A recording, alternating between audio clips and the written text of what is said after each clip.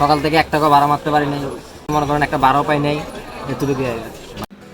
Hello viewers, আসসালামু আলাইকুম। মৈত্র বিলামেন্দ্র ব্লগে আপনাদেরকে স্বাগতম। তো আজকে আমাদের উদ্দেশ্য হচ্ছে সাগরিকা গরুর হাটে যাব। তো সম্পূর্ণ ভিডিওটি জুড়ে আপনারা আমাদের সাথেই থাকবেন। চলেন বেশি কথা না বলে ভিডিওটি শুরু করি। অবশেষে আমাদের গাড়িটি ছেড়ে দেয়। এখন আমাদের মূল গন্তব্য হচ্ছে আমরা সাগরিকা যাব। তো রাস্তা দিয়ে যাওয়ার সময় কিছু পরিমাণ শ্যুট করে নিলাম। আর হ্যাঁ, আপনাদেরকে না বললেই নয়, আমার ওই থ্রাপি ব্লগসে পেজটিতে আপনারা যে পরিমাণ সাপোর্ট করেছেন, আপনাদের ভালোবাসায় আমার প্রথম ভিডিওটি 1K চলে গেছে। তো আশা করছি সবসময় আমার পাশেই থাকবেন।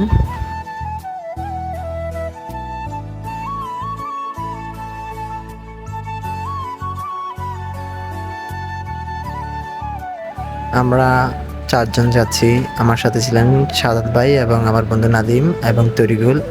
নাদিম একটু লাজুক টাইপের, যার কারণে ক্যামেরার সামনে আসতে চায় না। ও একটু বেশি শরম পায়। ওর একটি পেজ আছে এমডি আয়াজ, সবাই ওকে সাপোর্ট করবেন। তো ওকে নিয়ে আবার ক্যামেরার সামনে আনছে আর হাত দিয়ে দিল।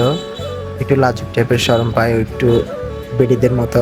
বেশি শরম পাইলে আবার হাত টাত দিয়ে দেয় ক্যামেরার সামনে।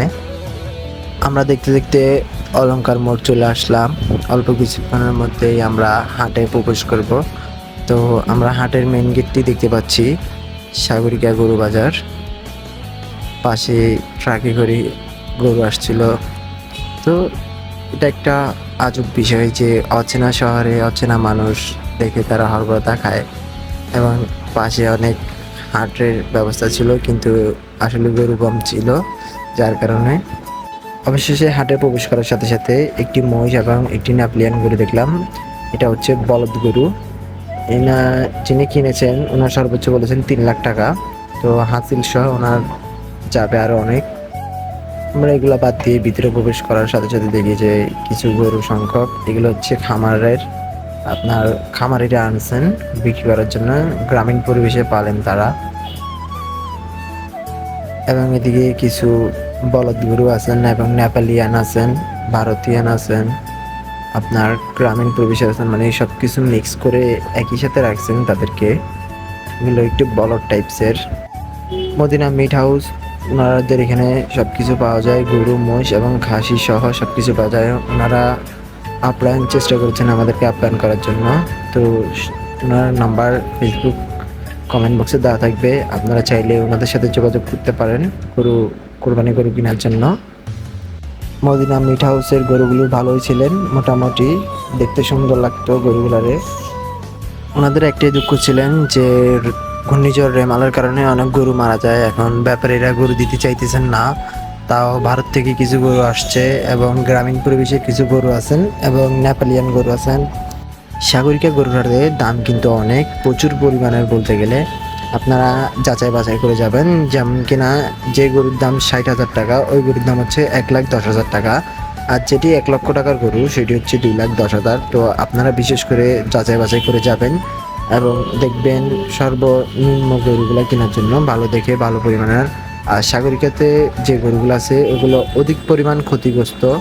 ওদের পায়ে সমস্যা, নাহলে কোমরের সমস্যা, কিছু গরু হাঁটতে পারে না, কিছু গরু মানে ব্যথা পাইছে। আপনারা একটু দেখে শুনে নেবেন, আপনাদের কাছে বিশেষ অনুরোধ। আর কিছু কিছু জায়গায় তো গরু নাই। এই জায়গাটা দেখতেছেন যেটা পুরো সম্পূর্ণ খালি এবং পাশের জায়গাটাও খালি।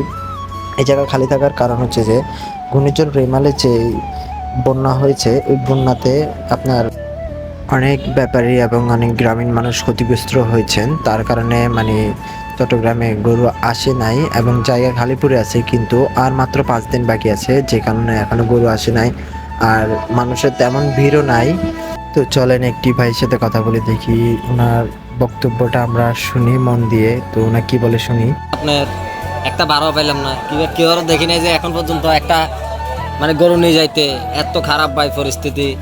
আসলে এসব কেন হচ্ছে ভাই সঠিক ওই অতটুকু ধারণা আমার নাই। তারপরেও যতটুকু একটা মানে ধারণা, আমরা হয়তো এবছর ইন্ডিয়া থেকে গরু না আসার কারণে আর এবারকার ব্যাপারীরা গরু ছাড়ছে না, এই বিধায় আপনার হাটে গরু কম। আর মনে করেন আমাদের ভাড়া সকাল থেকে 1 টাকা ভাড়া মারতে পারিনি। বিসমিল্লাহ করে গাড়িটা নিয়ে বাইরেছি, গত 3-4 ঘন্টা হইতেছে, এখন মনে করেন একটা ভাড়াও পাই নাই, এতটুকু। আচ্ছা ভাই, ঠিক আছে, আসসালামু আলাইকুম। আপনার সাথে নেক্সট দেখা হবে।